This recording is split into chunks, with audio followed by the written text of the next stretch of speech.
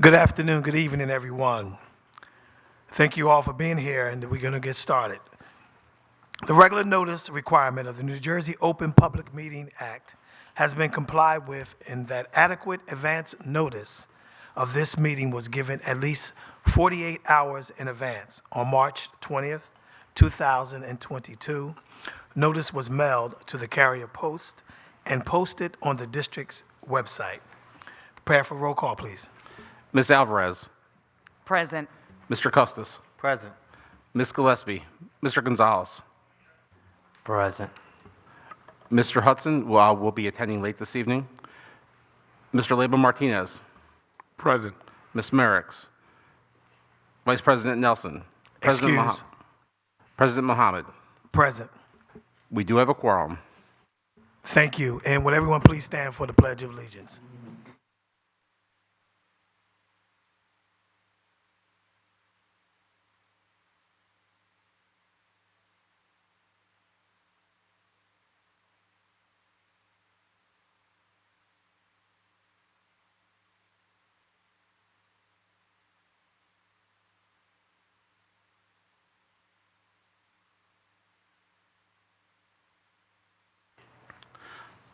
Board President, at this time, we will not have an executive session this evening, so we'll go into our board committee reports, and we will begin with our Finance and Operations Committee, with being presented by Board Member Leyba Martinez.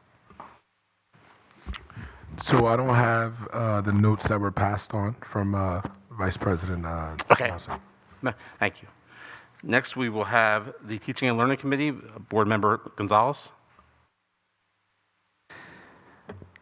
So on the Teaching and Learning Committee, Board Member Nye, Gillespie, myself, and a couple others met. On Tuesday, we shared the reports on the exam of NJSLA, which we are pleased to report that there has been anything outside of the ordinary happening with the exam, and there were a lot of efforts put forth to ensure that those students were present and were able to take the exam.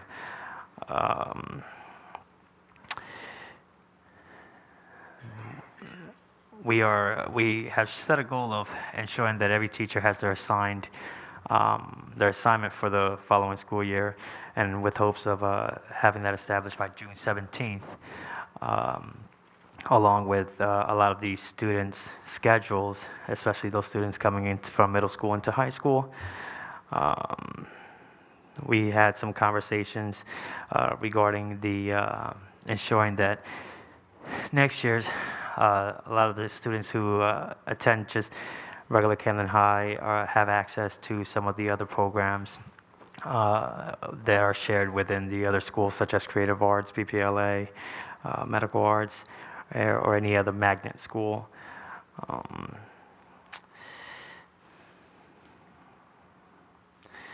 Yeah, I mean, yeah, that's pretty much it. Any questions? Thank you, Board Member Gonzalez. At this time, I know Board Member Hudson is not present to present the Policy and Governance Committee report. I don't know if any other committee members would like to present on his behalf.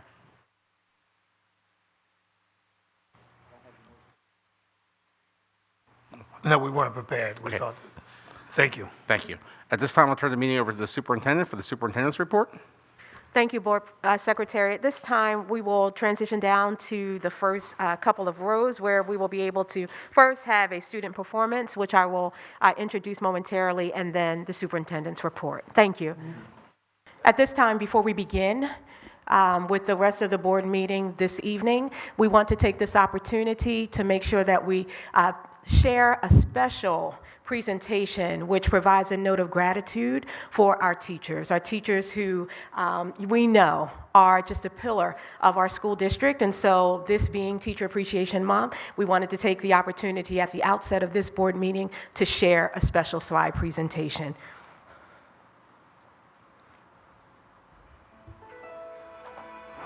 Thank you, Ms. Nelson. I appreciate you for always pushing me and making me a better dancer every day. Love you. I love my teacher. Her name is Miss Chavis, and she is patient. She is the best. She is taught me a lot and got me ready for middle school. Thank you, Miss Clay, for always motivating me to go to the next grade and being there for me and my family and always being one of the persons I look up to. Thank you for being the best kindergarten teacher I ever had. Thank you, Mr. Pollard, for always being open and working with me. And whenever I'm struggling, always you down to help me. Here is Miss Allen. She helps me get smarter and break past my limits. And I appreciate her for that, and she's very kind. I just want to give a thanks to our school guidance counselors, Ms. Wild and Ms. Satterfield, for just being there for all the students, being a listening ear and a shoulder to lean on. Me personally, I just want to thank them for being there for me. When I need to talk, they're always there, they're always ready to listen, and they're always good at giving me advice. Science for being there for me, understanding me, and I appreciate it. Yes, sir. Thank you, Miss T, for being trustworthy and doing all that you do for the school, and for being the best teacher. Thank you, Dr. Brockington, for all your hard work and dedication to ensure that the students here at Creative Arts have a harmonious and a safe learning environment. Thank you, Mr. Herder, for always caring about us and making sure we're good. Le quiero dar las gracias a Miss Encarnación porque ella ha sido la mejor maestra del mundo y me ha enseñado muchas cosas. Wallaberry for making art so fun and very enjoyable and teaching us different types of art and just making it very genuine and enjoyable. And I want to thank Miss Jasmine, our trainer at Camden High School, for helping me and other athletes here recover from our injuries and keeping us on track with good advice. Thank you for always comforting me, Miss Rokia, when I needed it, and for being a great teacher. And the last thing I love about my teachers, they teach me learning about stuff, they teach me numbers, they teach me about math, they teach me about broccoli, they teach me about everything in the class. Thank you, Officer Carter, for caring about us and giving us a positive attitude. Thank you, Miss Kristen, for always being there for your students when they need you. For always being there when we need to talk. For supporting me in my business. For getting me through my anxiety and my depression. That's it. Thank you. Thank you. Very much. Why Miss Reed is my favorite staff member because she's loving, she's caring, she always has my back. Well, not just mine, but everyone's. And she always finds a way to make everyone happy. Like anything you need, you can always go to her and talk to her about it, and she'll find a way to help you out. Thank you, Mr. Simpson, for sharing your artistic abilities with us and opening our imaginations. You're the best teacher. What's her name? Miss Bell. I appreciate Miss Pissy for everything she done for me. Helping me out with my schoolwork, helping me go through the tough times I went through and stuff, making sure I graduate and stuff. I really appreciate that, Pissy. I really love you for that. Thank you. I would like to give a special thank you to Superintendent McCombs caring and reaching out to me and giving me a second chance after dropping out of high school earlier this year. Having people like you believe in me gives me the motivation to be successful. Who can say I've been changed for the better? I do believe I have been changed for the better. Because I knew you, because I knew you, because I knew you, I have been changed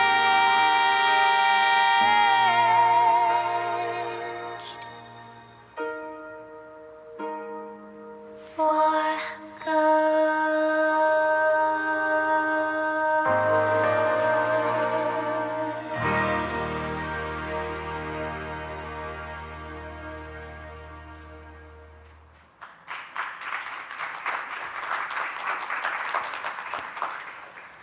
truly our educators, our school leaders, our administrators, our entire village here at the Camden City School District. It's so wonderful. The team put together a wonderful presentation. I didn't even have a chance to see it until now. And as you can see, it's so impactful because it's real. It's coming from our young people. And so again, we celebrate and honor our amazing, amazing teachers and staff members in the district who support us in ensuring that we are putting students first. We'll have some more information coming later with some special acknowledgments, but at this time, we're going to move right into the superintendent's report for tonight. Thank you in advance for your participation, for your active engagement and for your attention as we share some information. So this is a May board meeting, and we want to thank you for being here and for being present for our May Advisory Board regular meeting. Welcome to our meeting. We look forward to sharing with you many more of the wonderful things that have happened in our school buildings and in our district since the last time we met in April. But before we begin, if you take a look at the slide that's on the screen now, I want to take a moment to just say a few very brief words about a very important topic, which is mental health. As some of you may already know, for the entire month of May, we bring light to mental health awareness. And before we move any further with talking about the importance of mental health awareness, on my way driving over here from central office, I was able to turn on the news and heard about what happened in Texas, and what happened at the elementary school today. I think there were about 14 individuals who lost their lives, students in an elementary school, along with their teacher.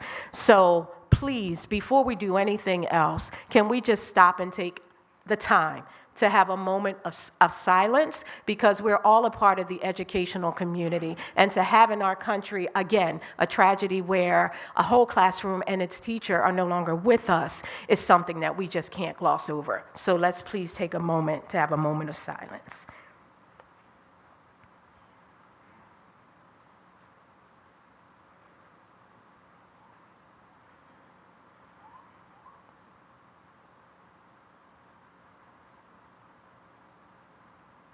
Thank you. So mental health is very important, that we take care of one another and we make sure that we take care of our own mental health, but more importantly, our young people, that we are constantly thinking about the impacts of this world on their mental health. And so over the last few years, mental health has been an increasing focus in our school community. We know that in order for students to focus in on their education, that they first have to feel supported and they have to feel safe. Taking it a step further, we know that in order for our students to receive a quality education, our staff and teachers must also feel safe, and they must also feel supported. This means we must be able to participate in thoughtful, compassionate dialogue on this topic, which affects all of us in so many different ways. The stigma that is associated with mental health often hinders our ability to respond and or to seek the help that we may need. I, along with other partners and community leaders who are here today, want you all to know that we are here to engage and we are here to support. When I reflect on the importance of mental health awareness, I look through my lens, not only as a superintendent, but as a parent, as an educator, as a human being. My personal experience has taught me that we are not perfect and should never try to be. We have good days and we have not so good days. The important part is to recognize both and be willing to adjust accordingly and to learn from both. Lifelong learners. In addition to recognizing those thoughts and feelings, we should also know and understand that when someone else is going through struggles as well, we should be there for them. This responsibility comes with being able to respond with empathy and without judgment. We should be able to see ourselves in their eyes and be willing to support in any way we can. So this is, it's very important, the topic of mental health. And so to have a month dedicated to it is very important. And later you'll see how we have been focusing in on this topic in our schools. Next slide. So as with all of our board meetings, we're going to focus on just a few quick topics for the month of May and feature some amazing district highlights for our board as well as for our community at large. So first, let's begin with our continued response to COVID-19. We know that the rates of COVID have been creeping up in not only Camden County, but also in the northeastern region of the United States and in many other places. So these are the pieces, these are the actions, these are what we have in place in order to make sure that we are continuing to mitigate the impact of COVID spread in our school and also in our community. I am glad, and I want to reiterate that we are still a district that is a masking district. When you enter any of our school buildings, our students, families, and visitors should still wear masks. We are glad that we have continued the masking policy, and we will do so until the end of the school year. Since we continue to have a low vaccination rate among all of our young people who are of age and eligible to be vaccinated, we will continue masking. Next slide. We will also continue to offer free pop-up vaccination clinics in collaboration with our partners who are listed on the side. The next dates, please take advantage of these.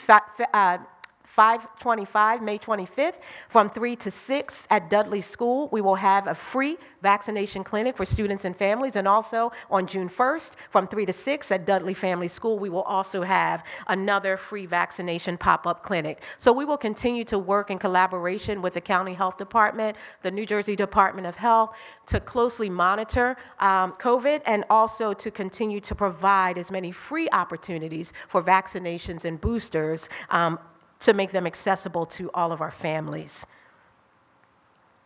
And so now moving into our updates for teaching and learning, then to operations, and then to staffing.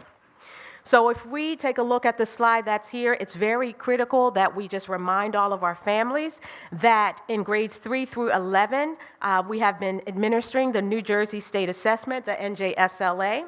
Please be advised that May 27th is the last day for makeup tests for ELA, math, and science. So please remind your young people, if they have to make up the test, that they should eat a healthy breakfast, they should come to school on time, they should make sure that they get enough sleep the night before so that they are able to do their best on this assessment. Summer academic programs for this year, we want to just take the opportunity to make sure everyone is aware as we are moving into summer. It'll be here before we know it. The Camden City School District is committed to delivering comprehensive summer programming that is community-centered, based on student needs, and ensures that all students and families will have access to an exciting, socially enriching, academically challenging, and meaningful summer enrichment experience. We are excited to welcome our students from rising pre-K all the way up to 12th grade to our summer program, which starts Tuesday, July 5th, and runs through August 4th. Again, Tuesday, July 5th, all the way through August 4th. And so if you see those beautiful smiling faces there, we want to make sure that we share that we are ready to serve our students with the best learning experience possible. Understanding that some of our students experienced learning loss and not only because of the pandemic, but typically there is summer slide that occurs during the summer months. It's our goal to keep the educational train moving by keeping our students engaged. One of our priorities is to accelerate student achievement, and by providing a great summer program, we will be able to do just that.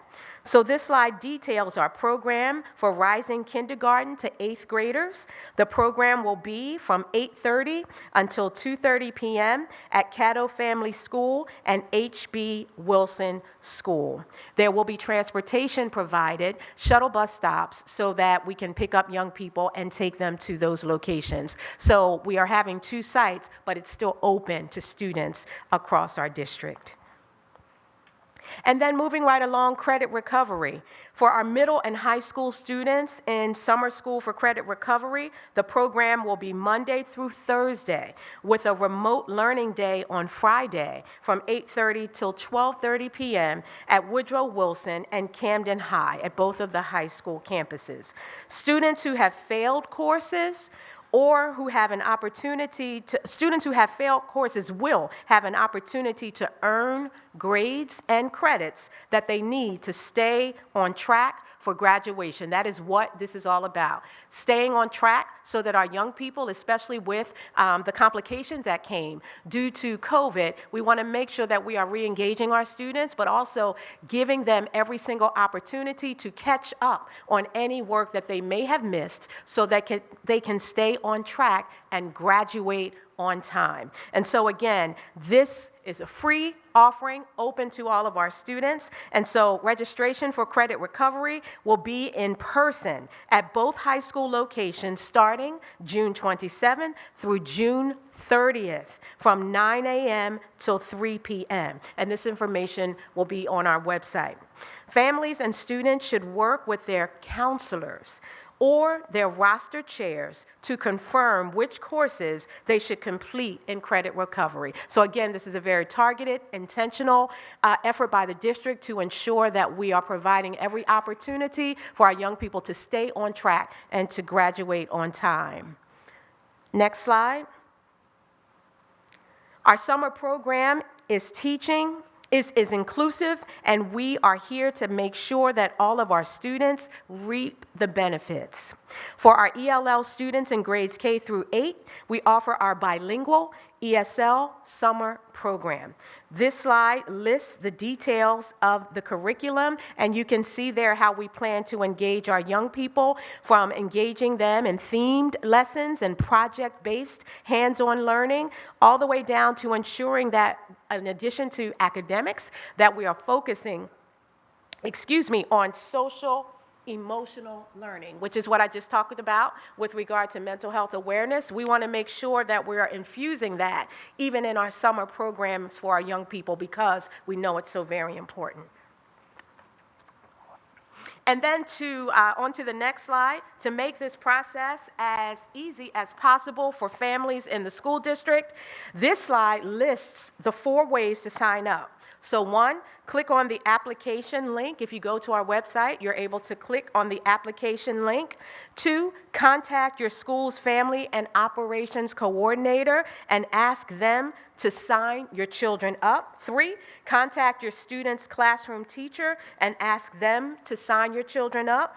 And then 4th point, Mr. John Adams oversees our summer programming, and he will be hosting a virtual Q&A session and summer school registration session beginning June 1st through June 2nd, June 14th through June 30th from 4 o'clock till 6 o'clock p.m., excluding the weekends. So please, again, look on our website. We want to make sure our families have the opportunity to ask any questions that you need to while you're making a decision about which program to place your young person in.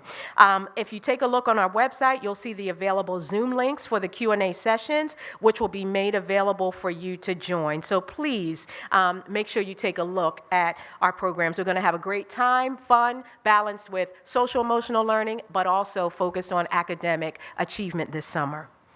And as we take a look at this slide, I know there are a lot of pieces here and you see a lot happening, but let me just see if I can distill it down really quickly.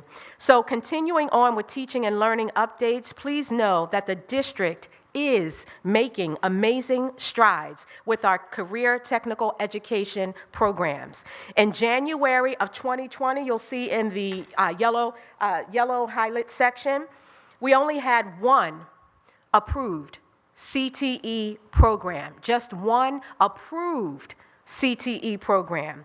As of February 2022, we now have 13 approved, state-approved CTE programs. We're not finished, we haven't arrived, but we want to share with you what our progress has been. Please help me to applaud the success of the team members who've worked so diligently in the teaching and learning department, and especially Mr. Tom Levy, who heads up that work for us. A round of applause again to our amazing educators.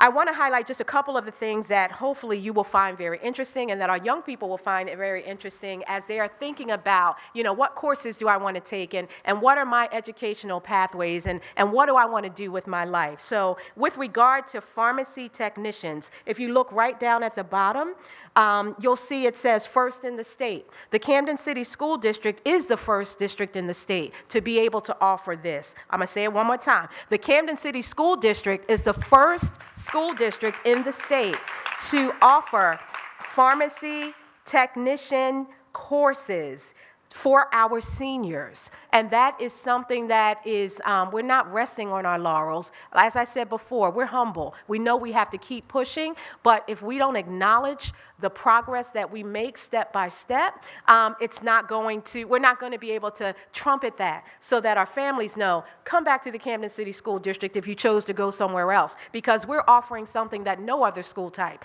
and no other school in the state of New Jersey is offering. So again, with regard to our pharmacy technician program, seniors in our allied health program will now be able to enroll in a pharmacy technician certification program through Camden County College. Classes will be held right at Brim Medical Arts High School. After successful completion of the program and a passing score on the final assessment, students will earn a state pharmacy technician certification. This is the first pharmacy technician program in the state. I'm going to say it 20 times. I don't even care. For high school students. No, you don't have to applaud. I'm not saying that. I'm just saying, for myself, it's taken a while to get here. This program is completely free for our students. Average salary for a pharmacy technician ranges from $32,000 to $47,000. So that means a young person could graduate, have that pharmacy degree, and if they want to go to college at the same time, at least they'll have a little pocket money to be able to do so. And so we want to make sure we're setting our young people up for success, which is in alignment with our vision. Secondly, Rowan University is offering college credits for the Google certification courses. Students enrolled in our business entrepreneurship program starting next year will have the opportunity to earn upwards of 22 college credits through Rowan University while they are in high school. 22 college credits for free.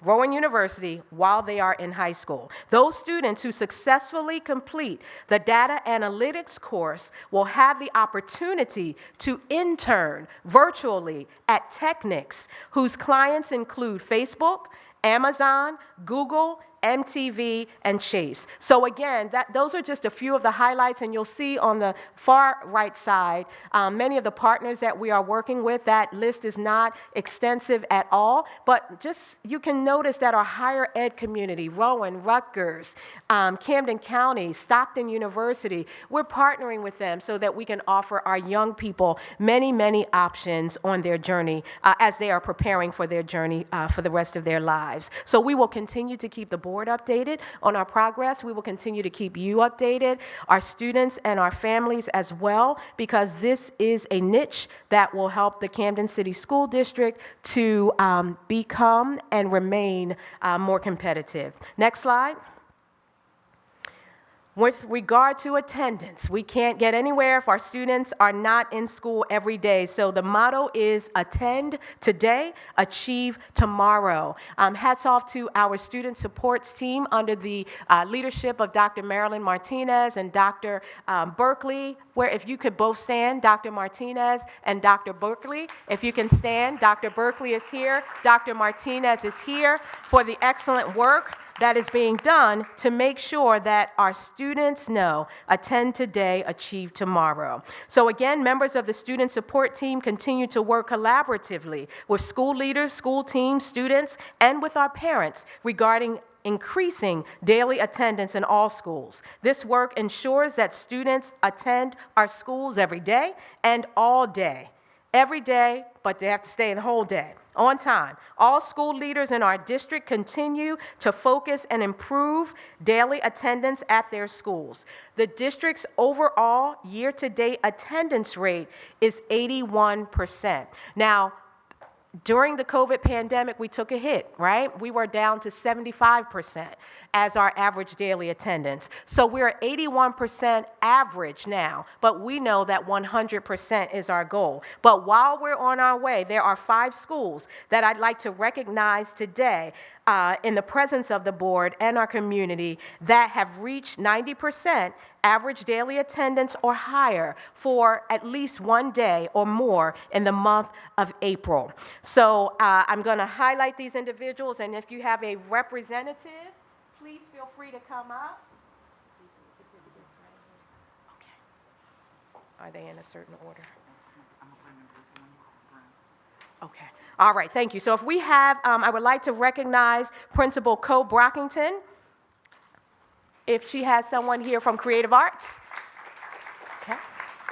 All right.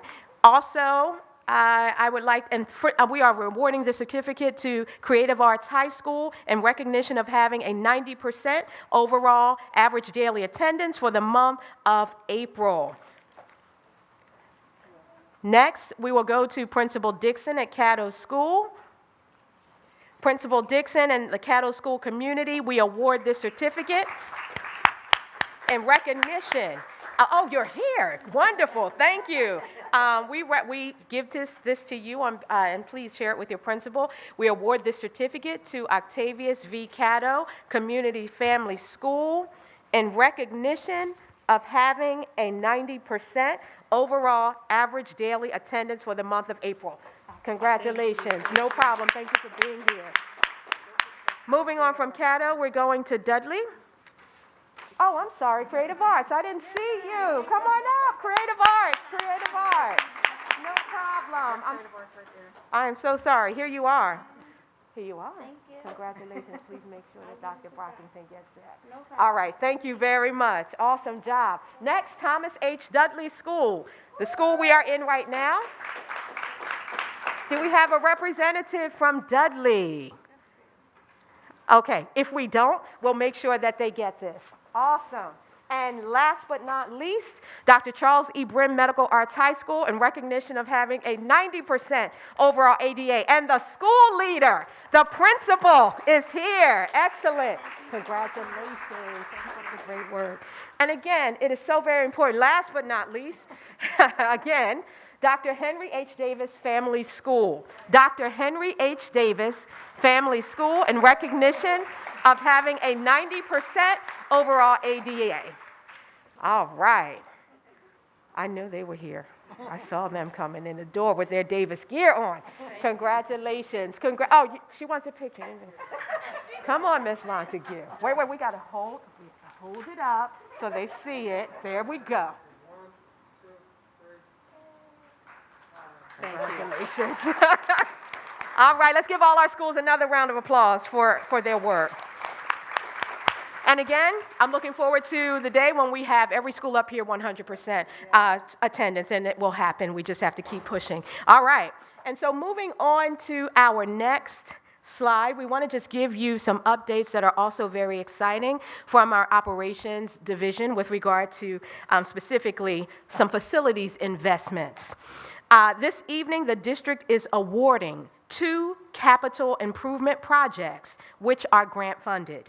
The first is for the corridor ceiling replacement throughout Woodrow Wilson High School in the amount of $368,600. This is the first, yes, the first. You can clap it up, but that's not it. This is the first, and this is important, right? It's the first capital improvement project being funded through the district's ARP ESSER funds, just the first.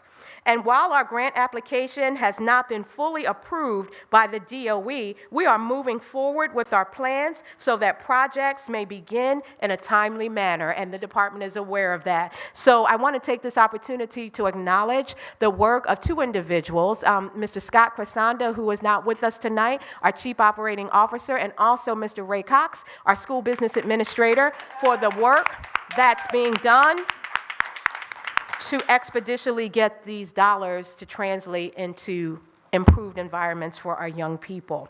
And so the second project is for the home economics classroom at Woodrow Wilson. This $226,000 investment in our home economics program is being funded through a grant from the Camden Education Fund. So we are very grateful that we can begin to build up the academic infrastructure in our Woodrow Wilson High School building. Finally, we have a current bid advertised for various internal building improvements at Coopers Point, Vets, Davis, and Yorkshire schools. This is the second round for this build. As the first round bid yielded no responses from contractors. These projects will be yet another investment in our facilities funded through our ARP ESSER grant. And if you move to the next slide, we have a little bit more information here. The projects that are being awarded this evening are just the beginning of the investment we are looking to make in our district facilities. Through our ARP ESSER grant funds, the district intends to invest in excess of $68 million in identified priority schools over the next 3 years. And you can see them listed. Coopers Point, $4.6 million. Davis, $4.6 million. Forest Hill, $516,000. Vets, $5 million. Yorkshire, $4.5 million. Woodrow Wilson, $48.3 million. And so, yep. And so while we know that our facilities are aging, we know this, we've had this conversation before. We are blessed and fortunate to be able to take these funds and invest them into our young people's environments here in the district. The use of these funds will help create equity among our schools while ensuring our students are able to enter their respective school on a daily basis and be in an environment conducive to learning that they can be proud of. That teachers, we're honoring teachers. We want them to be proud to walk into their environments. We want our leaders to be proud, and then our families will be proud and choose us again. One of our priorities is to ensure safe schools built for 21st century success. These dollars will help us to do just that. We will continue to keep you updated on our progress as we move forward with our vision for building equity in our schools. And so when we think about equity, and I just said something that alludes to this, when we think about making sure that we are competitive, that our families know that they can choose, they have the right to choose from an array of wonderful schools across this city in our district, we are a part of that choice and that array.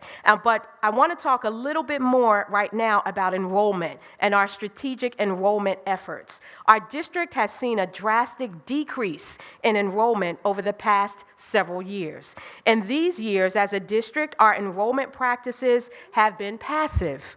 We own that. They've been passive, which means we waited on the sidelines for students and families to come to our schools because we were the only schools in the neighborhood. Well, we know that's not the case anymore, and that we cannot sit by passively. So our team has begun the process of designing a district-wide enrollment practice plan that will be launched this summer. Stay tuned for our first enrollment event happening in July. So we are in reset mode. And if you take a look at the next slide, gives you kind of a high-level view of the work that is being done. So again, from a very high level, I want to share with you the work that has already begun with our Strategic Enrollment Committee. The committee is working closely with our consulting partner to ensure that we have strong district and school-based goals and targets designed and delivered professional development, and finally, that we are able to create and implement enrollment activities for the year. We're excited about this work that is ahead of us, and as I shared previously, we hope you'll stay tuned for our first official enrollment activity, which will begin in July. Again, this work is being done by teachers, school leaders, family operations coordinators, central office staff, so it's people coming together who know what it's going to take to be able to really increase and intensify our enrollment efforts. And so we want to thank you in advance for supporting us, and as we continue to move forward, we will continue to provide updates. Next slide. Over the course of the last several months, we've shared with you the start of our strategic plan. In January, we conducted focus groups and distributed an anonymous survey with the help of our consultants at Bloom Planning. Here is a snapshot of the results of those groups, and you can see that on the far right side. We are now working with Bloom Planning to analyze and synthesize the results. An example of some of the feedback we received from the focus groups and survey results indicated that the anchor goals associated with belief statements were too vague and seemed unattainable. So you created anchor statements, belief statements. We shared them in the past at a previous board meeting, and then we got feedback on them. Because if we are going to move forward with them, it has to be a unified effort. So as a result, we re-examined the belief statements as the first step to responding to the feedback. This is just a snapshot, and I'm excited to share a more robust summary of the results in the coming weeks. So we want you to know we're looking at our strategic plan, making changes to it so that it is relevant and it is helping us to intentionally focus on those areas that we need to in order to advance our district even further. Next slide. We are so happy to be in the position this year to hire bus drivers for the upcoming school year, 22-23. We are looking for at least 12 bus drivers to support our bus fleet and provide transportation to students. If a candidate does not have his or her commercial driver's license, we will train you within a 6-month period to get your CDL license. Please apply through the district's website. We need you. We need to be able to equip. It would be wonderful if we could equip our buses with residents from the city of Camden who can, drive us into the future on our buses. And I really mean that because we know the struggle that we faced this year with transportation. We were not able to get buses for all of the bus drivers for all of our students earlier on because of the labor market and the bus driver shortage that we're facing. So in order to move forward, we are, we're leasing, and then we'll purchase our own fleet of buses, 14 of them, but we need drivers. So please, please, please, if you know anyone who needs a job and who's interested in either being trained or in serving as a bus driver, please spread the word. This is a great opportunity, great benefits. This has been negotiated with a union. It's a union position. We need you. We need you. We need you. So thank you for passing that information on for us. Next slide. At this time, I'm going to step back and invite up to the podium tonight someone who I really admire a great deal.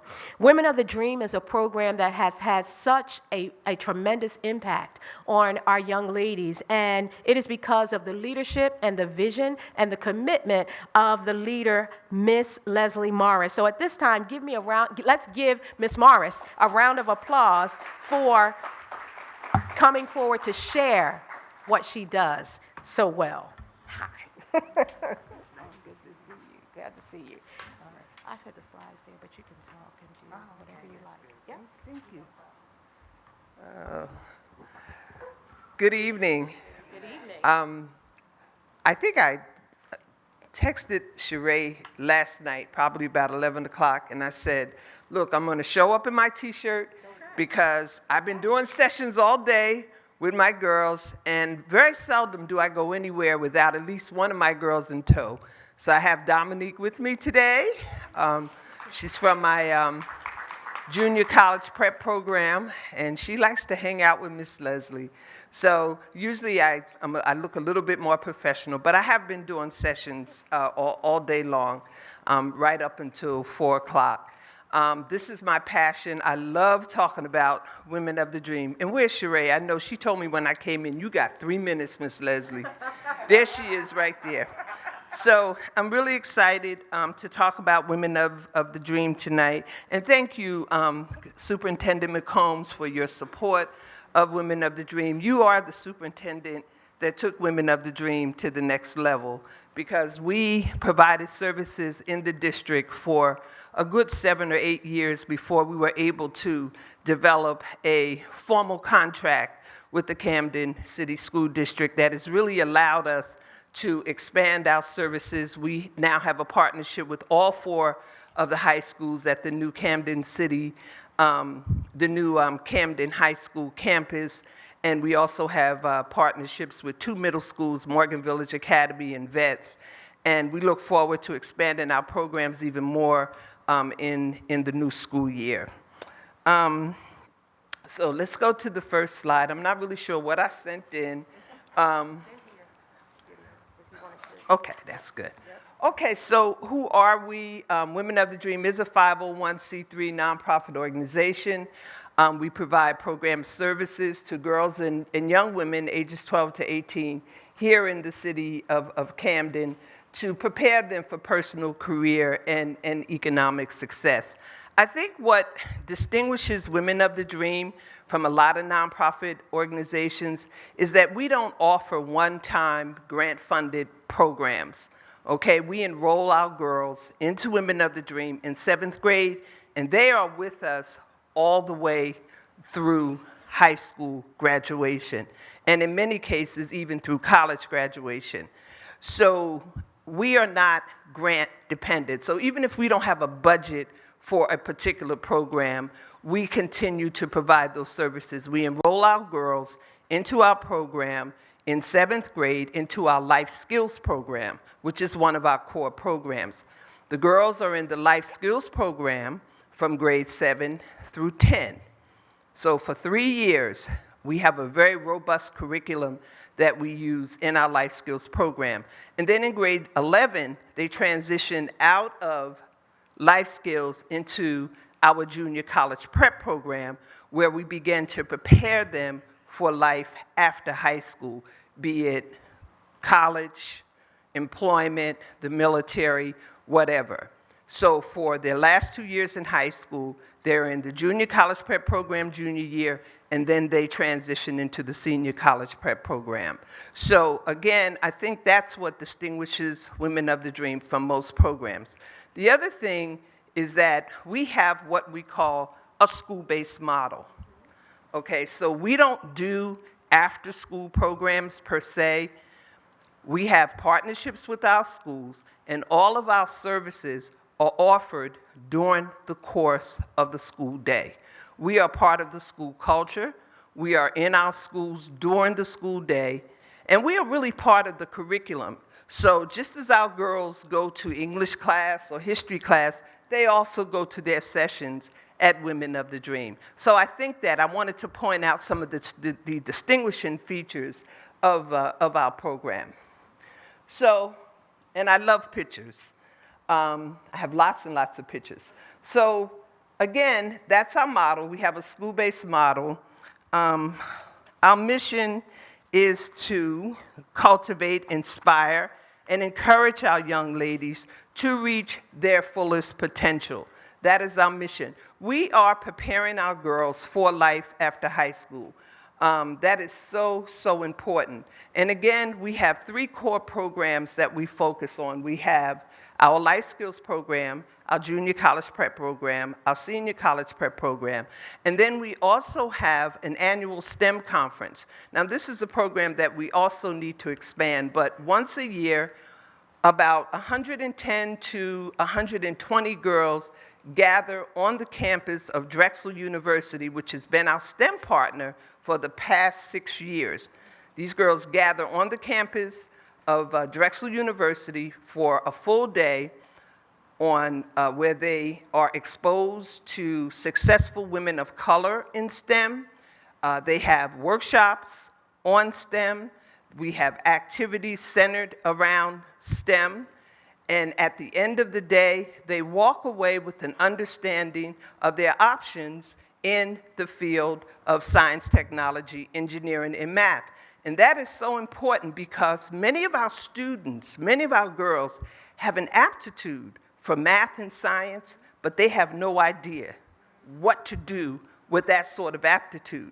So for a lot of our girls that attend the STEM conference, they hear the word engineering for the very first time with no understanding of what engineers do, even though they have an aptitude to perform very well in those kind of professions. So our girls leave our STEM conference at the end of the day with even an understanding of other career options.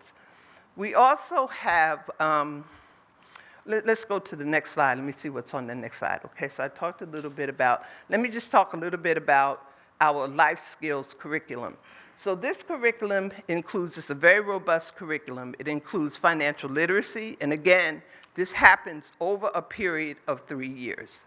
Financial literacy, stress management, family relationships, intimate partner relationships, health and wellness, and other relevant topics.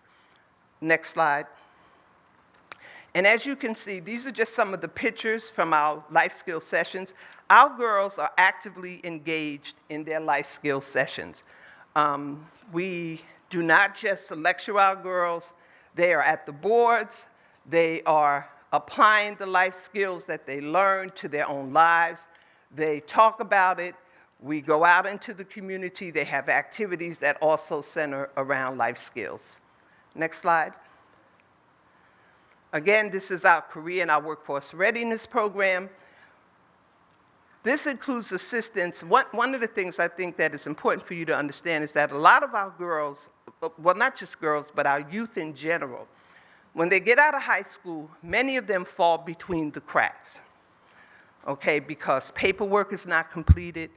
Parents may not have a full understanding of what is entailed in preparing a child for college admission. One of the reasons that we started the college prep program is that about 5 years ago, one of the students, I believe from creative arts, went down to Morgan State University. She got down there. Her mom was moving her into the dorm. She got a call on her cell phone and was asked to come to the financial aid office. She went over to the financial aid office and found out that she had a bill for $12,000. Now, she had financial assistance, but this was the balance after all the financial aid had been distributed to her. That was her balance. Somebody missed the point. So what happened? She had to go back to the dorm, move all of her stuff back out because her mom did not have the ability to write out a $12,000 check. And she had to come back home to Camden. And that's, when I heard about that, I said, no child should have to be humiliated to that extent. And it was that incident that prompted us to begin our college prep program. And when I look out in the audience and I see people like Ms. McCrana, Ms. Luke, you are fully aware of how hard we work with these young ladies through our college prep program. We have a very, very robust curriculum, and I have a wonderful college prep instructor, Donna Baines, and we start working with these young ladies in the junior year. And we make sure that by their senior year, they are well positioned to begin to apply for financial aid. We make certain that all of their FAFSA applications are complete.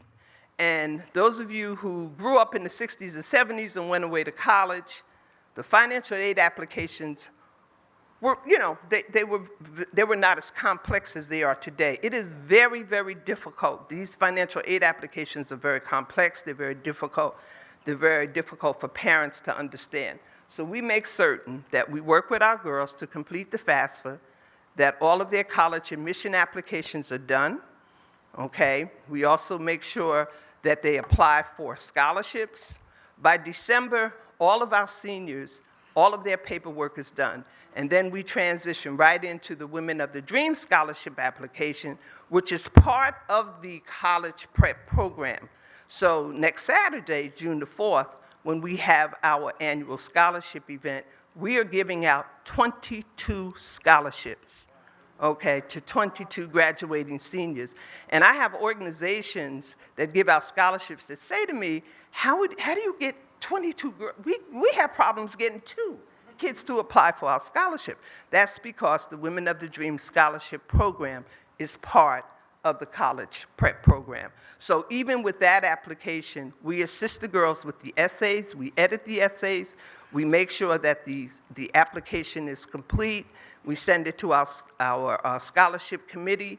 And I think another distinguishing feature for Women of the Dream is that all of our scholarship applicants are winners. So every single applicant will walk away with some form of financial assistance. Okay, I see. Okay. Just one more program I want to talk about because Superintendent McCombs did talk about mental health awareness. So Girls Talk program, which is a trauma-informed program, is brand new. We started this program in September with funds from Camden Education Fund. This is a very, very important work that we're doing, and I think we are probably the only nonprofit organization in the state of New Jersey that's actually doing trauma-informed group services in high schools with girls. This is important because, as Superintendent McCombs pointed out, a lot of the behaviors that we see in young people, from fighting to violence to anxiety to depression, even suicide ideation, is directly related to childhood traumas that have never been addressed. It's all trauma related. Now, we have so far run two group sessions. So we did the first session at Creative Arts High School. We ran the group for about 10 weeks with a group of girls. And then we moved into the second group, and we just completed that group. And we just started the third group last week at Big Picture Learning Academy. The data that we are collecting, not only on the extent of traumas that our girls are struggling with on a day-to-day basis, but how that trauma is impacting their lives, is absolutely phenomenal. And hopefully at some point this summer, we want to be able to present that data to the school district, because it's a small program and we really need to be talking about expanding that trauma-informed program to our middle schools so that we can start catching these girls just a little bit earlier. But when we administer the survey, the trauma-informed survey to our girls, we're getting stuff back, like, as I'm sure many of you are aware, childhood sexual abuse is a huge issue with many of our girls. Exposure to domestic violence, huge issue with many of our girls. Emotional abuse. You hear talk about daddy issues, abandonment, fathers who are incarcerated, and the impact that has on the emotional development of our young girls. So we are really collecting some good data. And part of the Girls Talk program is not only just the group services, but I also contracted with the psychologist, Dr. Tamisha Butler, who is also on site to provide individual counseling to some of the girls in the groups who need just a little bit more. So we are looking to, and I don't know if Dr. Berkeley is still here, I know we have had some conversation about expanding that program, but this is some really important work that we're doing.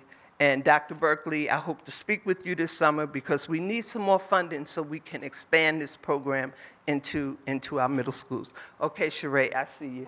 I think that's it. Just one more thing, just one more little thing, just go back. So this is our individual mentoring program, just a little bit about this program.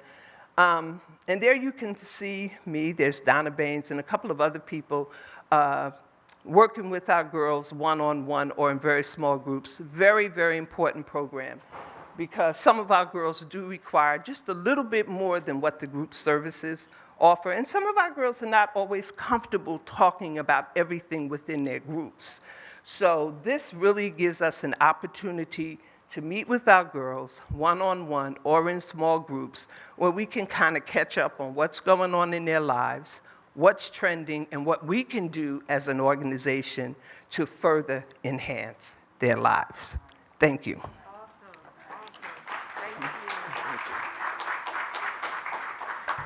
Thank you so much. much. And as you can see, and thank you, because I know it's hard to kind of distill down when you're working from your heart and your passion and all your resources and just pouring into our young people. It's hard to really put it all together in a short amount of time and a few words. But Ms. Morris, we thank you so much. We thank you, we thank you, we thank you for your commitment to our young ladies. And we know it takes all of us to work together. So you'll hear more from Women of the Dream, I am sure, as they continue to do great things. We're almost complete with our superintendent's report, but we're just going to go through a few district highlights at this time.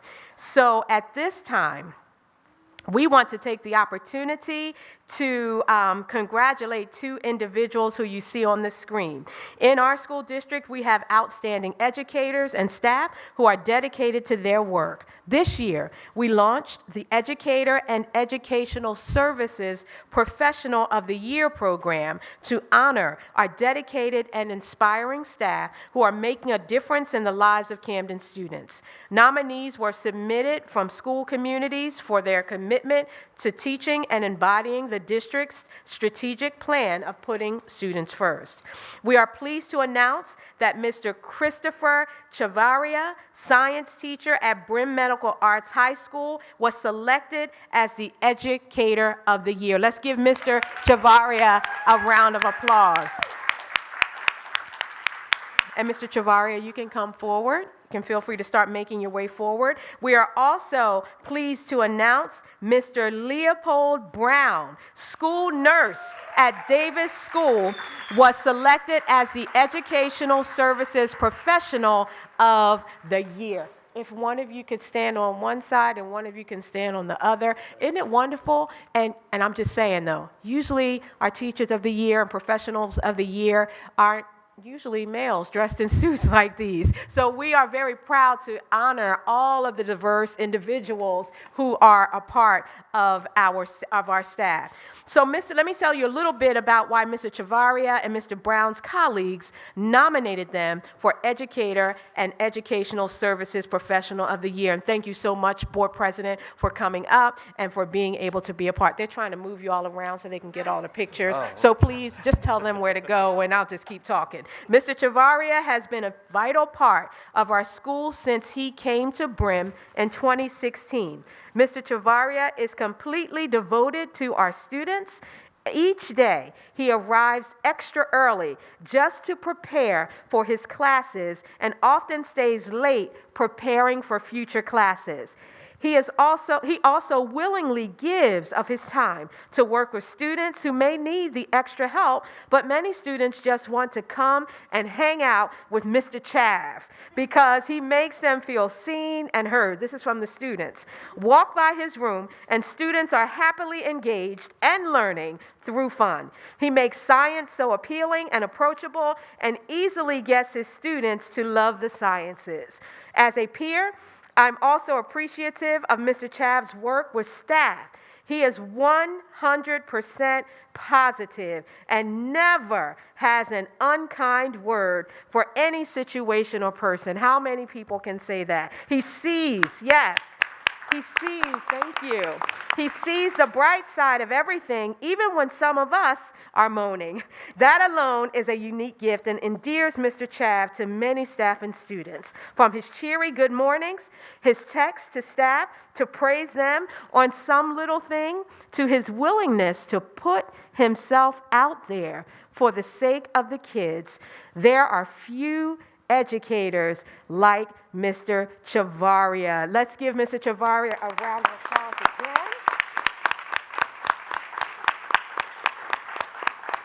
And I'll wait to give you your presentation until after I acknowledge your colleague, Mr. Brown. Mr. Leopold Brown is a rare find. There are very few young minority males that are school nurses. He has always been involved with children and families, but this year, with COVID-19, he has been stretched. I know it has been challenging sharing with parents and staff the rules, regulations, laws, processes, and procedures. He is always professional, patient, and endures the frustration that parents share when they have to pick up their children for medical reasons.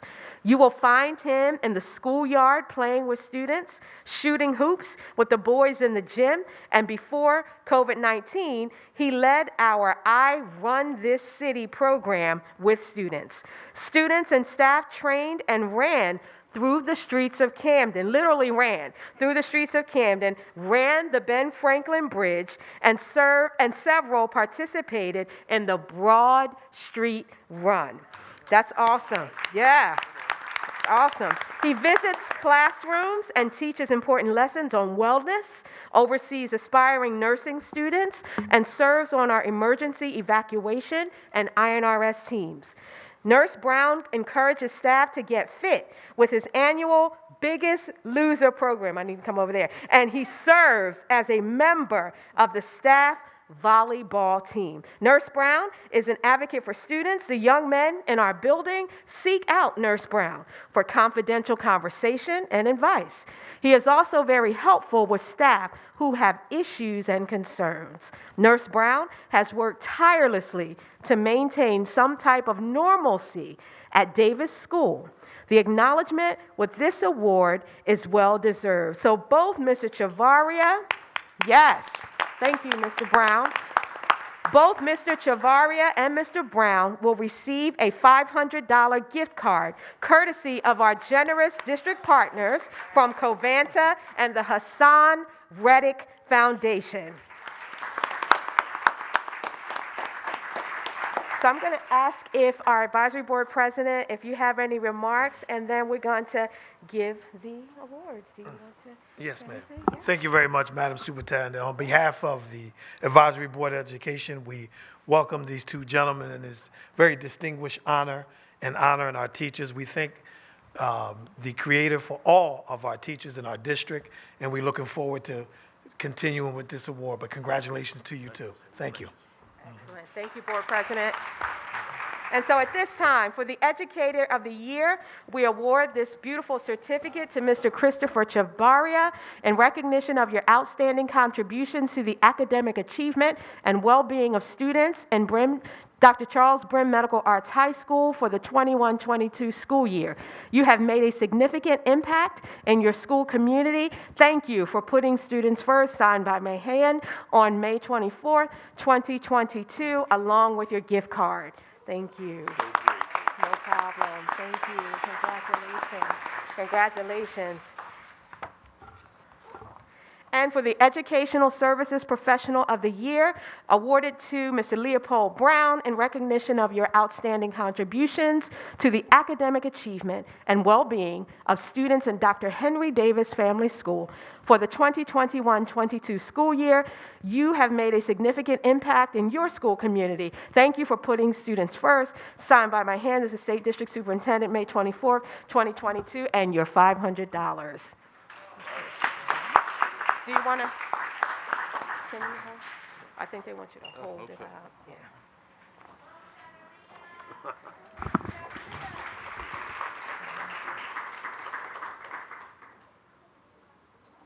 Awesome. This is what the future of education looks like. Congratulations. All right. Awesome. Thank you so much. And we are going to continue to move on with just a couple of district highlights.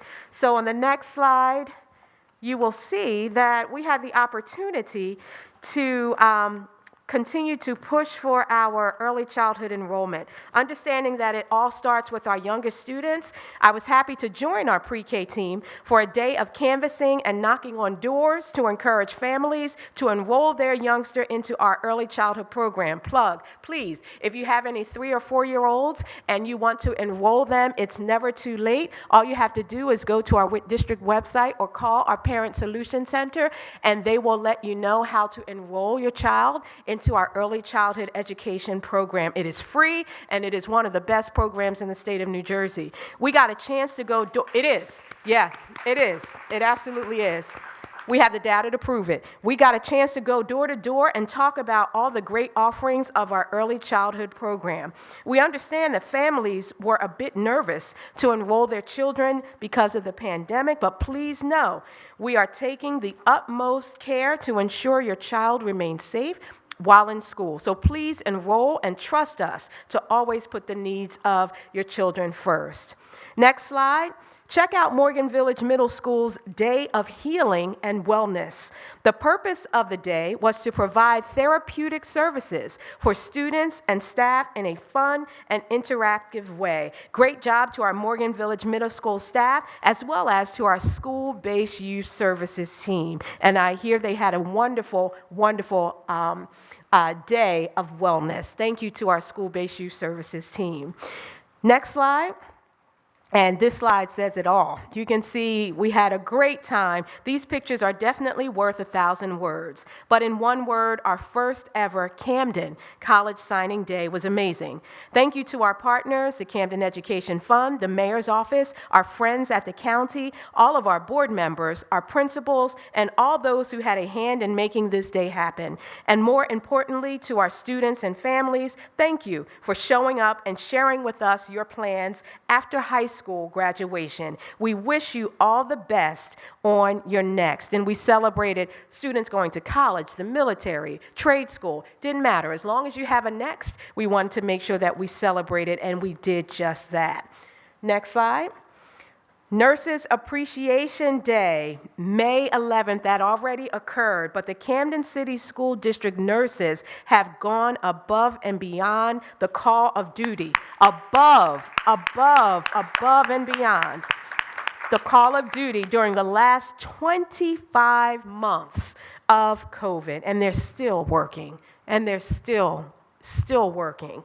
They kept us up to date with the ever-changing protocols while continuing to educate staff, students, and families. They volunteered on various committees, including unpaid time, after hours, and during the summer. They have kept the Camden County Board of Health informed of each new case, as well as using a comprehensive COVID tracker and the superintendent's COVID tracker up to date. In addition, our nurses manned the COVID vaccine clinics throughout the district, performed unpaid contact tracing at night and on weekends, as well as managed isolation rooms. These duties are in addition to their daily duties and responsibilities as a school nurse. Our school nurses in the Camden City School District are amazing professionals and amazing people in general, and we are lucky to have them. Please, again, let's not forget all of their efforts, and please know that we appreciate each and every one of you, our nurses. Next slide. Last week, my leadership team and I met with students from both the Camden High campus and Pride Academy for our monthly student roundtable sessions. We will be heading over to Woodrow Wilson High School, and they are also a part of the monthly rotation. We talked about so I asked students, especially on the heels of the shooting that occurred, the two shootings in the city that occurred over the last weekend, we talked about what's top of mind for you. What does it mean to you? How are you feeling? What are your thoughts? Just wanted to give them the opportunity to just stop for a minute and just open up and share with us. And they did just that. We talked about their concerns, we talked about their glows, their grows, and we talked about, just everything. And so the expressions of joy, the expressions of fears, but most importantly, there was open and honest dialogue. So again, thank you to all of the students who participate on a monthly basis and who were vulnerable enough to express how they were feeling. Most of all, thank you for trusting our team and to trusting me enough to listen, to hear from you, and to try to take what you share with us and make a difference. We will continue our roundtables, and we look forward to the final one occurring in the month of June. Next slide. Woodrow Wilson Wellness Day. What a great day for wellness at Woodrow Wilson. Our students shared with us that they wish we would have many more days like this. We had a great time. I was out there with a hula hoop that I should not have done that because I haven't done that in a long time, and it showed. But we had a wonderful time. The mayor stopped by, board members stopped by. We just had a great time. So we're definitely excited about continuing these efforts across our district in the upcoming years. And I want to shout out again our school-based youth services team under leadership of Ms. Andrea Omatry and the student supports teams as well for planning and organizing these wonderful events, and our young people really appreciated them. Next slide, prom, prom, prom, lights, camera, action. We had awesome proms, and I'm sure you have seen all of the pictures that have been in NewJersey.com and on social media. After the last 24 months we had, our seniors got a chance to really have a nice prom this year. We're glad that they got a chance to have fun and to cherish the memories that they will have forever. Next slide. We're almost there, but I could not close out without sharing an event that happened yesterday. What a day we had. We had the chance to finally celebrate the dedication and ribbon cutting ceremony of our Welcome Center at Vets. Most of you know we've been trying to do this for a long time, but because of COVID and the pandemic, we were unable to. I'm excited that this finally came to fruition. We were able to have in our presence the president of the New Jersey Education Association, Mr. Sean Spiller, his team, along with representatives from the Department of Ed, our own elected officials, our advisory board president and members, all coming together along with community partners to celebrate the opening of the Welcome Center. The Welcome Center at Vets is critical. It will help support immigrant families so they can play a bigger role in their children's education. They will receive registration and placement into language assistant programs, participate in literacy workshops, and so much more. One-stop shopping for our newcomers coming into the nation as well into our city. So thanks to all of our internal teams. I can't thank you enough, and our external partners who worked with us to make this happen. Quick save the date. Support youth entrepreneurs on June 25th. The district, in partnership with Dare Academy from the Soul of a Child and Camden City, will be hosting the first ever Youthpreneur Extravaganza. 50 youth vendors will have the opportunity to showcase their businesses. This will be a student-led event from the DJ to the host. So come out and support our students June 25th at the Camden High campus, but these are young people from across our city who we will encourage for doing it the right way and for honing their skills as entrepreneurs. So let's come out and have a great time with them. Commencement, we're almost there. Just wanted to let you know our graduation schedule. We're excited for our upcoming graduations, and you can see listed here, and they will also be listed on our district website. Our CCSD graduation schedule, Friday, June 24th, will be the day that we hold all of our graduations, and you see them listed there. Please help us to celebrate our young people for their tenacity. Next slide. Save the date, swag, students working to access greatness. July 11th through August 11th, we have amazing students working to access greatness, and our summer intern program will be held July 11th through August 11th. Interns will work Monday through Thursday from 9:30 till 3 o'clock, which includes a half-hour lunch for our high school students. More information will be provided soon, so please stay connected via our website and our social platforms. So there's something for all of our young people. And please be reminded that the superintendent's board presentation will be posted on our website, just in case you missed any of the information or couldn't capture all of the information on the slides. It's always posted on the website so that you can refer back to it. Next slide. And as you can see here, our next meeting will be held June 14th, 2022 at the Camden High campus. Thank you for your attention. I know that was a little bit lengthy, but we had a lot of great people to honor. And at this time, we'll transition back to the stage where the board president or his designee will honor our retirees. Thank you again for your attention.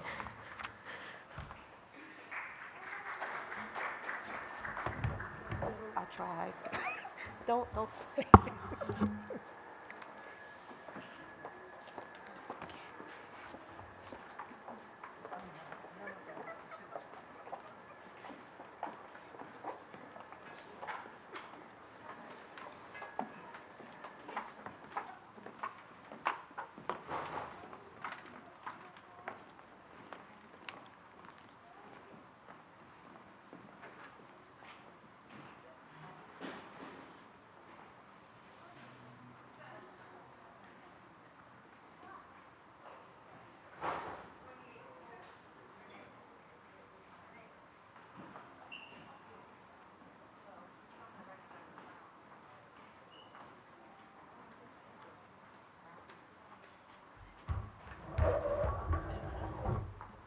Okay.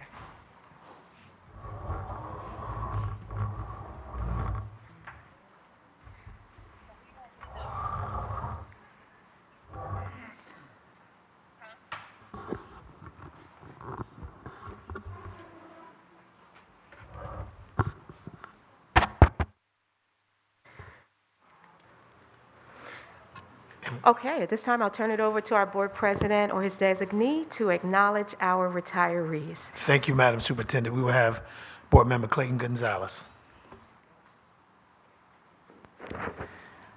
As a recognition to the service that a lot of these professionals have endured and given to our district, we'd like to recognize, I'm going to go out of order on this one actually. Karen Douglas, teacher, math, 31 years of service. Marilyn Lim, school nurse, 16 years of service. Mr. Leon Mayshore, lead educator, 29 years of service. Hector Medina, security officer, 21 years of service. Leo Spearman, custodiancy, 11 years of service. Sheila Washington, paraprofessional, 28 years of service. And without further ado, the best for last, and this one actually hurts a little. Miss Myra De Jesus, manager of school safety, 20 years service. Ms. De Jesus brought me into the district when I worked in the district as a security officer, and she coached me very well, and she means a lot to me. So I thank you for your service and thank you for your support. Thank you, Board Member Gonzalez. I'll turn it back over to the superintendent.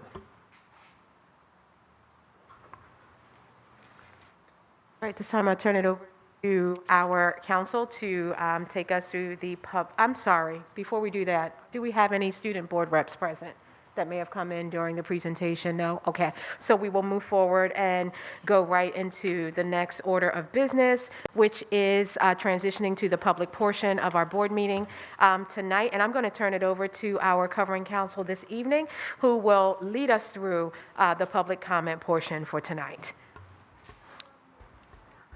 Thank you. The Camden City School District welcomes the attendance and comments from all members of the public at its meetings. This public comment period is your time to be heard on the agenda items in this meeting. This is not a time to engage in a dialogue with the board, but it is your time to present your comments to the board and superintendent. Each person who signed up to comment will have 3 minutes. You'll be notified when your 3 minutes are up. You cannot yield your time to another person. When it is your turn to speak, please remain at the podium and address all of your comments to the general counsel or the superintendent. Please be courteous to your fellow community members and keep your comments within the time frame allotted so that everyone has the opportunity to speak. At the end of the 3 minutes, the microphone will be cut off and we will end your comment. Please conduct yourself in a respectful and courteous manner. The First Amendment is not absolute, meaning that the board can prohibit language that is inappropriate. So for anyone whose comments or actions either harass, intimidate, or threaten the safety of any person, we will provide you with a warning or immediately end your comment time. In addition, if you curse, use vulgar language, or make personal attacks, we will provide you with a warning or end your comment time. We will not interrupt you during your 3 minutes of comments unless we deem it is necessary. If a member of the public speaks about a staff member, interruption may be necessary to caution him/her of the danger of slander. Members of the audience should also not interrupt the speaker at the podium. If you have any questions, please ask your questions during your 3-minute comment period. After the public comment period is closed, the superintendent or her designee will address your questions to the extent provided by law. As a quick reminder,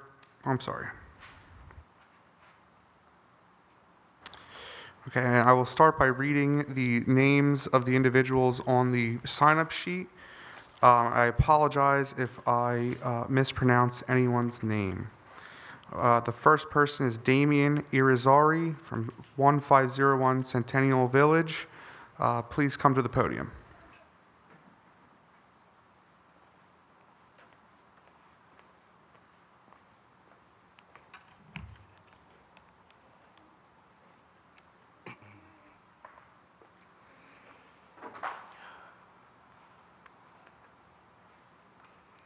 Hello, my name is Damian Irizarry, and I am a freshman at Dr. Charles E. Brim Medical Arts. And I have 3 topics I want to speak about this evening: security, enrollment, and disciplinary issues. This is about my concerns and not bashing any of the 3 topics I'm going to speak about today. So I have for security, you have students leaving school early. You see students letting their friends in from other openings. You see students that already graduated coming in the building. This campus is unsafe, and the security guards try their best to protect the students, but it's hard for them when they get placed into this big building not knowing what they are getting into. There has to be a more effective way to monitor all the different entrances and exits of this building for our safety and everyone else's safety in the building as well. There are so many incidents happening, and for the security guards, it's so much they can do. I can't go to the lunchroom because I don't feel safe to sit in there, because I might get thrown a chair at my head, as well as there are students from the other schools that comes into my lunch and their lunch is the next period. But there are no repercussions if the security guards do catch them. There's only 2 security guards in the cafeteria, and that's where the problem starts. Who is monitoring them? Anything can happen. On the day of the school shooting, the 2 people exited the school without any problems 15 minutes before dismissal. How is that even possible? We have to think smarter to cover the different entrances and exits during the school day. And what were these IDs made for? For only bathrooms? We should start a mandatory procedure that before we enter the building, we should show our IDs to make sure we attend the campus or that school specifically. Why did it take for a shooting to occur so all these safety procedures got added? This should have been thought and planned out before thinking about merging all 4 schools together. My next topic is enrollment. I am a part of the BRIMS enrollment team, and I have connections with the 8th graders that attend the elementary schools in this district. And many of them are not attending the high schools in this district because they don't feel safe to attend the campus of since everything that has happened. They are going to attend the technical high schools, charter, and Pennsauken High because there are concerns and talk about that the school day is going to be expanded to 4 o'clock, and if in that case, many 8th graders will attend these other districts so they can leave at 3 to go deal with their internships, work, sports, or household responsibilities. You guys are the reason why our students are leaving this district and pushing this enrollment to decrease. Y'all might remember me from the March board meeting last year where I said if the elementary schools closed, I would never attend a Camden City School District school again. And I was going to be like this year 8th graders and attend Volkey Gloucester Tech. But it was until Miss Luke said if I would attend that school, I wouldn't end up with many opportunities as I would if I went to BRIM.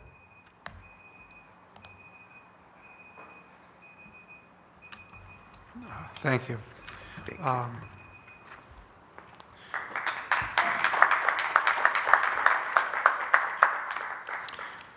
Okay, the next speaker will be Damon Nicholas. I believe it's 704 Tulip Street, discussing name change.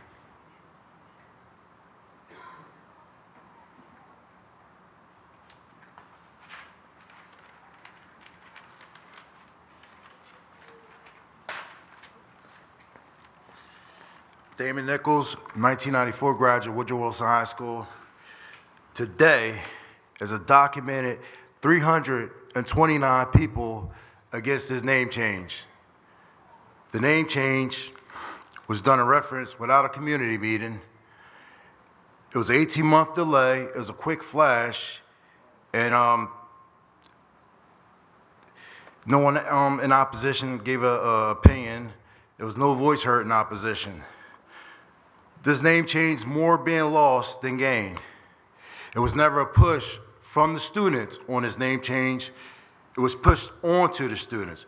There's a lot of things in question, like the student voting, and in reference to that, the student voting, they didn't choose Camden High East or East Camden High School, so they don't want this school to sound like Camden High. So what makes you think the students want to identically copy a school up North Jersey? Eastside High is 2 of them, one in Newark that was there in 1911, was built, one in Patterson that was established in 1926.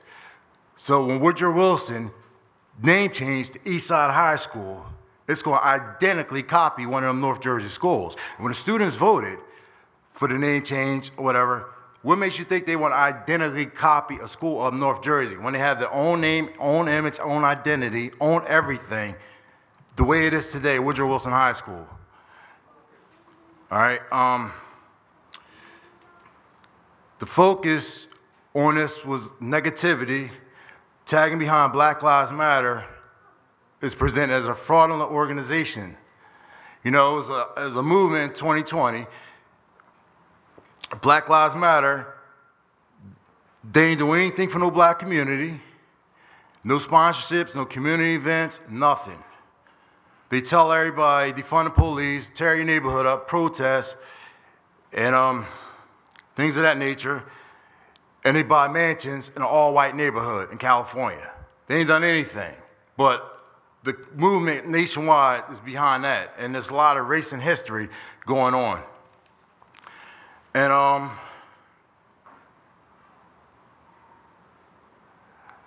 our students never had a problem with the school name because it's never a drop of attendance. When places change the name of school, students don't want to go to that school because of the name. That never happened here. Year number one, when it was announced, the name change, it was an 18-month delay. The reaction died down. Year number one, year number two, the student reaction died down. When y'all close the schools, you got a student reaction. You got a reaction from everybody, but you never got that reaction for Woodrow Wilson High School name change. Now, understand what you're going from and going to. Woodrow Wilson, a name is well-defined and dignified. The East Side High School, a gang. An out-of-control drug problem in Patterson. Oh, that is time. Thank you, Mr. Nichols. The next individual is Karen Borelli-Luke. Please come up.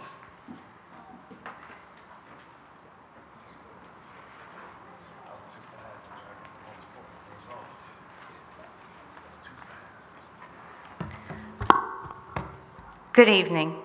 Karen Borelli-Luke, Second Vice President, Membership Chair for Camden Education Association, but most importantly, teacher at Dr. Charles Brown Medical Arts High School.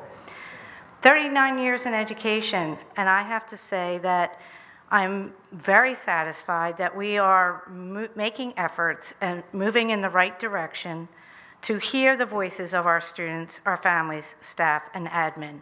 I really like all of the different cohorts that are being formed. I think it's really important as a teacher and also as in leadership for the CEA. We need to raise the bar for expectations and deliverables for our kids. I love Camden, I love this district, and I love all our students, and they deserve nothing but the best. My challenge, my ask, let's give our children our best effort to work together, to be there for them, not just till graduation, but for life beyond school, for they are the future of this city. Thank you. Thank you. The next speaker will be Kevin Waters. Can you please come up to the podium?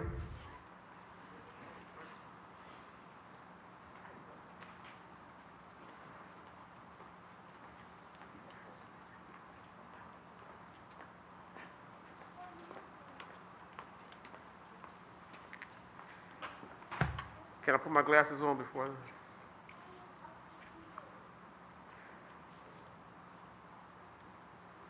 I need these.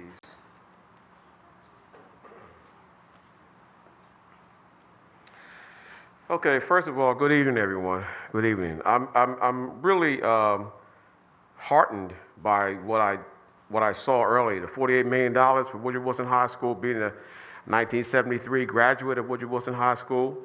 That was pleasing. That's been a lot of my complaint when I do come here, is that we have been neglected. So it was very gratifying to hear that we're going to be considered in an upgrade. That's wonderful. Now, let me just get to why I'm here. And as soon as I do that, right, don't go too fast now. Okay.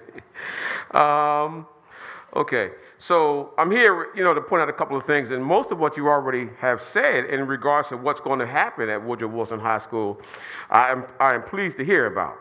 So, but there are charter networks in the Camden. I know that's not, everybody knows about that. Our past, state superintendent came here to really dismantle our traditional public education as we know it. So far, so good. Now, I'm located at what is to become Eastside High School that the gentleman just spoke about. I am okay with the name Eastside High School as a 1973 graduate of Woodrow Wilson High School. I know exactly why the name change was necessary, and the students did vote to have that name, so I have to give the students credit for that. We sit next to a charter, I wanted to call it something else, but I'm just going to say charter school. I'm going to be nice today. But we need in Woodrow Wilson a chemistry lab, so I hope that $48 million will give us a chem lab. You've already talked about having the home economics portion. That's great. Turn it into a restaurant so that a lot of our students don't want to go to college. They want to trade. So that would be good. The separating of the traditional school districts against the other schools is akin to racial educational gerrymandering. And now, it's nice to know, and I appreciate Superintendent McCombs, you acknowledging that the district has been lax in really promoting what we do in our schools. So I appreciate that effort that's going to go forward to kind of, to put out what we do. We have great teachers, great students, and the traditional public schools in the city of Camden, bar none, don't have to take a second seat or nothing to none of the I call them interloper schools. I know they're not people, but they are still not wanted. Now they're here, okay. But our traditional district schools, I didn't know Camden High didn't have an auto shop. How does that happen? Who was in the planning stage of Camden High? Now that was a jewel in the high schools, an auto shop. Now Wilson's got one. It's going to be upgraded. Great. Think about that going forward. I yield back my time. Is that how I say it? Yeah. Thank you, Mr. Waters. We have no additional individuals who are signed up for public comment tonight. Superintendent McCombs, I turn it back over to you. Thank you very much, and thank you to all of our participants in our public comments portion.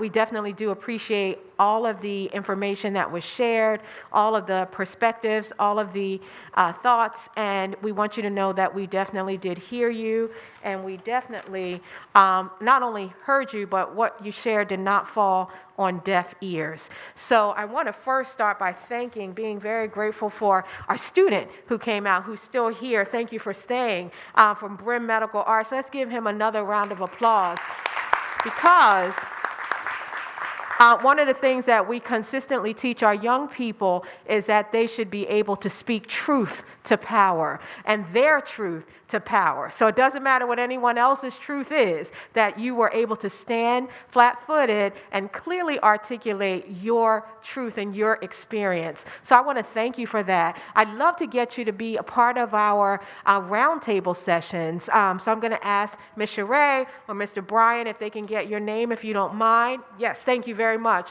because I want you to be a part of those discussions so that we can hear your feedback and we can continue to make improvements as we move forward. Please know that everything that you did share, we are focusing in on, and we have started and we have accelerated some of those efforts, of course, because of some things that have occurred. But please know that safety and security is still our paramount top priority. But your voice would be able to add another layer of truth and honesty to our discussions with our young people. So I want to just hit a few of the areas that you spoke about and then lead into the others. With regard to security, enrollment, and disciplinary issues, I'm always pleased and always eager to hear from our young people, as I've shared, because it ensures that we are hearing directly from the people that we serve, and that's what's most important. Regarding security at the Camden High campus, I am hopeful that although these procedures should have begun, and some of them did, but we also added more staff and we made so many investments in climate and culture and security officers throughout the course of the year. We now also have Senior Director Carlos Sanchez. Is Carlos in the building? He may be. Yeah, could you please stand? Senior Director Carlos Sanchez, who has been actually working with our young people, having roundtables, talking to them. He was in my roundtable, my student board rep meeting this morning about their concerns around security, and they are seeing a difference. In collaboration with Dr. Marilyn Martinez, who's been working closely with the school leaders at your building, at the Camden High campus, they have begun to implement and continued also in many other instances to implement different safety and security procedures that will help all of our staff and students to feel safe. Hall monitors, teachers who have holes or blanks in their schedule being in hallways more often. If you haven't seen it, you will. I saw it when I walked through, but it should be happening consistently. No more street passes being given out. That was the number one thing that I shared, and that is something that we are going to be looking at that policy. But no street passes being given out unless there is a specific emergency and parents can verify and justify who is picking up their child to leave. And also redeploying our officers, because again, we have about 21 officers, I believe, at the Camden High campus, along with, I think, 7 or 8 climate and culture leaders, climate and culture coordinators, deans of students. We have 1 male and 1 female. So we are adding supports, but we want to make sure that you feel it, and we want you to continue to give us feedback. So I just wanted to share a little bit of that so that you know that we are definitely continuing to invest in making sure that our students feel safe. I can share that we are also looking to implement additional safety measures on all doors across our campus, and this is in both, at both Woodrow Wilson and the Camden High campus. There are alarms that we're going to be purchasing, and our SBA could explain it much better than I can, but there are devices that you put on doors so that if someone does try to either prop a door open or open the door for someone else on the outside, that an alarm would sound, and we would be able to quickly and readily make sure that there are no issues there. So we are purchasing those and investing in safety in that manner. This is continued work in progress. It's continued. We've started and we will continue. Note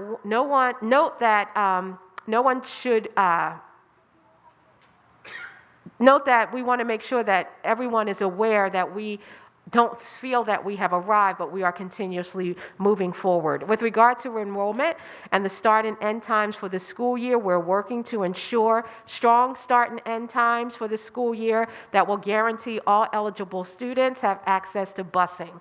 So we do not want to actively encourage and or drive students and families away from attending our district schools at all. That is not what we are focused on at this point. It's on building our enrollment, but we know that we have to make sure the start and end times also can meet the needs of our transportation schedule as well. So more information to come on those areas, but thank you for sharing.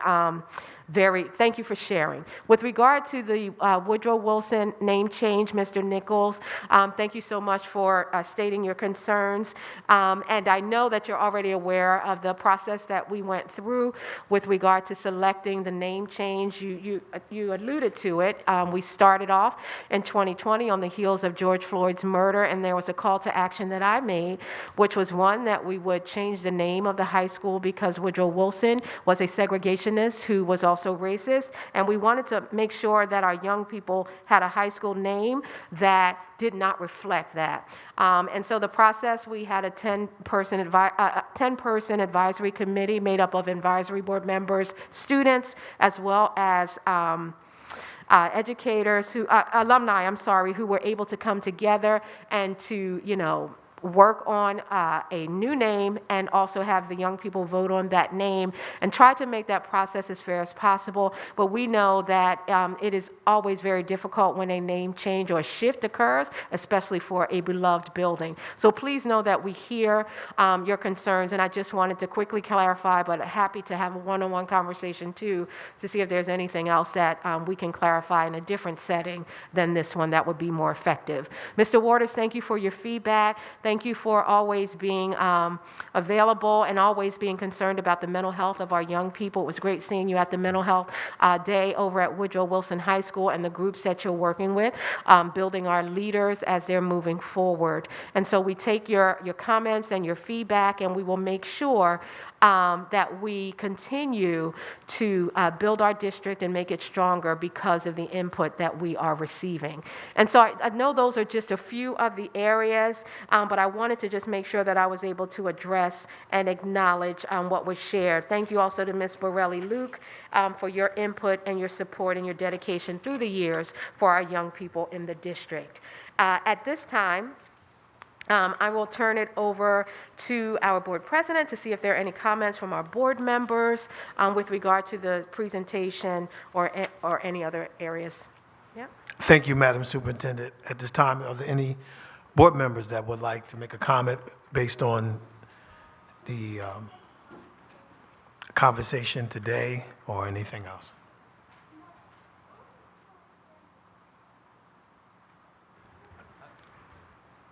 Cameron? Which one? Okay. Good evening, everyone. I just wanted to take a moment to thank all the public today for, giving their feedback and comments on what's going on in our school district, and also to the superintendent for all of the district's investments in improving the climate and culture in our schools, as well as Director Sanchez for all he's done since he's been on. It's just important for our students to be able to come to school every day and feel safe, secure, and feel a sense of connectedness to their school environment, to their learning. I think is an essential ingredient to academic and social success. So I just want to thank you, Madam Superintendent, and all the board for everything that we're doing. I believe, Board President, that the Policy and Governance Committee is supposed to be following up on, the security, because we did have some concerns about people coming in and out the side doors of the buildings and things like that. So we want to make sure that that gets addressed. And in regards to the Woodrow Wilson High School name change, I echo Madam Superintendent. Do your research on Woodrow Wilson. He was governor of New Jersey, one of the presidents of the United States, and he supported racist policies. And we don't want our children going into a building every single day, knowing that that's the name of the school. It's a reflection not only of the district, but also of the city. So as the city moves forward, I think it's important to look at those types of racial markers in our city and see how we can change that. Thank you. Thank you, Board Member Hudson. I believe next, Clayton, Board Member Gonzalez. Thank you, President. Irizarry from Brim School, correct? All right. I just want to share, as a part of the Teaching and Learning Committee, some of the stuff that we've discussed are some of the issues that were brought forth today. In my report, I did fail to mention some of the things that were brought up. When it comes to the discipline, I'm going to reach out to you just so, in efforts to be able to help you, and in my understanding will help, you will then help others understand more so the tiers that we have within the discipline in the district, which we spent hours in creating and renovating, and to ensure that we have essentially a restorative justice system within our district, so that we're not suspending and having kids home when they could be in school and finding other ways of discipline. And again, I'll reach out to you personally just so we can discuss that. But I think it's great that you're here because this is the way that we educate ourselves, through communication and just sharing our thoughts and opinions and our concerns. So I thank you again for coming out here.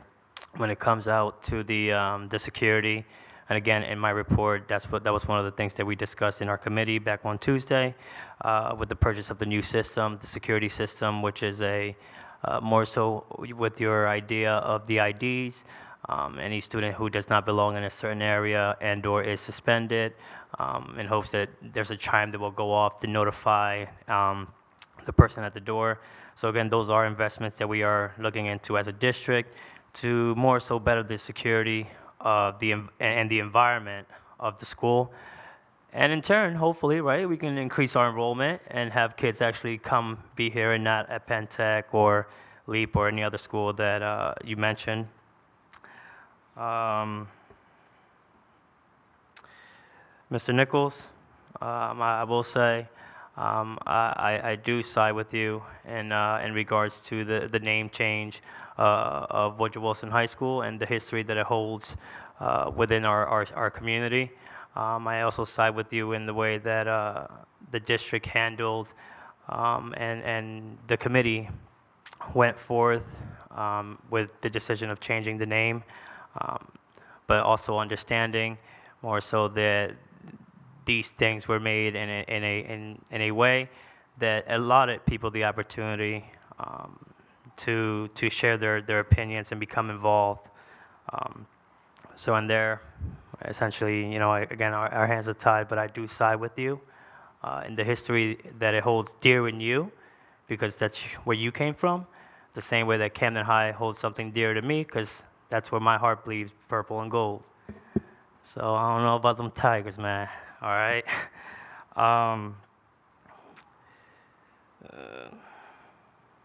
I do with Mr. Waters. I don't see him back there anymore, but I do share happiness with seeing that we're ensuring that Woodrow Wilson has equity going into the upgrades that we're going forth with as a district. I know that the auto shop was one of the shops that Subaru had given $10,000 to. And you see, Sheena, this is why you got to take the mic away from me, honey. But yes. No. Touche. But yes, I'm really happy to see that we're dumping some money in there so to revamp the building and make it a good environment for our students. Lastly, I do want to acknowledge someone, and oftentimes we wait till a special day comes around, or sometimes something tragic to happen, to give an acknowledgement. But there's a person that's in our crowd today who works in the district, but yet spends more time in the city working extra hours, involved in 1,001 things, and I don't think there's not a place or a corner that I don't enter that I don't see this face. And Mr. Brian Gregg, I want to acknowledge him because his dedication to our city, to our students, to our district goes far beyond just a job here in the district. And that's what it's about, not because he's getting paid, not because it makes him feel good, but because it's what's in him. So again, I acknowledge you, Mr. Brian Gregg, and I thank you for your service here in the district. We came in together as CSEs, and you're still running hard, all right? Thank you. Thank you, Board Member Gonzalez. Anyone else? Board Member Martinez? Sorry, that was lengthy, right? I'll keep my comments brief. The first thing I want to go into is the name change of Eastside High, or Woodrow Wilson. I was on the committee, and I want to report out that it was votes taken by our students. I think that it's fair to say that the children that are attending the school should have the opportunity to name or to say what name they want the school to have. That's just my personal comment. Me being on the committee, I understand that there was various meetings that we had to make sure that the community and the school and the students were involved. That's my comment on that. But I also wanted to take the opportunity to just acknowledge the fact that the Welcome Center that we opened, it's a grand thing for us to say that we're leading the way, and for me to be sitting in the crowd and understand that people are saying that Camden City is leading the way it's a huge deal to me.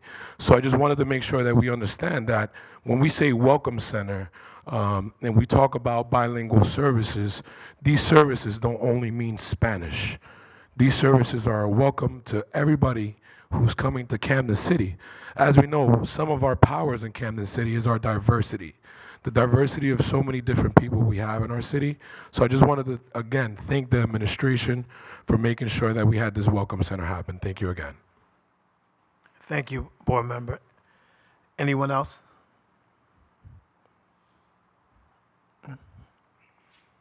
Thank you very much. And I will conclude, and I concur with everyone except the fact of, to a person who chaired the renaming committee, I can almost guarantee you that it was voices heard from the community even before we got to that process, as well as Woodrow Wilson alumni. And I was one who's Camden High alumni, was speaking gingerly because I was rooting for something else, but the Woodrow Wilson alumni was not letting it happen on certain things. But once the students spoke, it was nothing else nothing else to say after the students spoke. And I think it was a very equitable and fair and balanced decision. And by the way, the name change was definitely warranted. If we have an opportunity to change the names of those oppressors that have oppressed of our community, I think we should take advantage of that whenever we get an opportunity. I want to say peace out there to our brother there in the back, Brother Mongalisa Davis, who's here. Great welcome, brothers. Good to see you in the community doing the work, who's been advocates for these kind of changes in our district for years, that we are now acknowledging. And also Juneteenth is coming up next month, shortly, on behalf of, but the Office of the Mayor, Mayor Vic Carr-Starfin, is having some wonderful things planned in our city. We call it a Juneteenth weekend. You'll be getting more information about that, and we'll be putting that out there. And Board Member Gonzalez, that was a very class act. I appreciate that, and acknowledging some of the employees and the extra work that people do in our community. We appreciate that. And that's about it, Madam Superintendent, with us here. Very short. Thank you very much, Board President, and thank you for the feedback.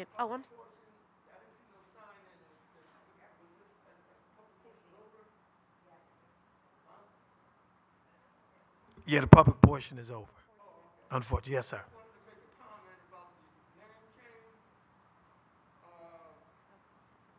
I think the public portion is over. We can have a sidebar on that. I think the public portion is over. We can have a sidebar on that, and if you can reach out to that gentleman there personally, I think it would be very helpful, given the historical context on that.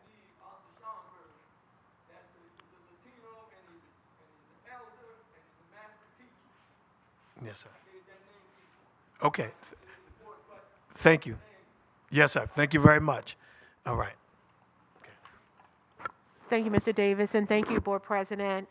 Thank you again for the guidance and the leadership of the board, the input that they provide to our board, to us, to myself as superintendent, and we will take all of the feedback into consideration and continue to move the work forward. At this time, I'll turn it over to our board secretary to present the business office agenda items. Thank you, Madam Superintendent. This evening, I present for the board finance and operations agenda items 1 through 31. Which includes our bill list for the month of May, totaling $32,667,491.58.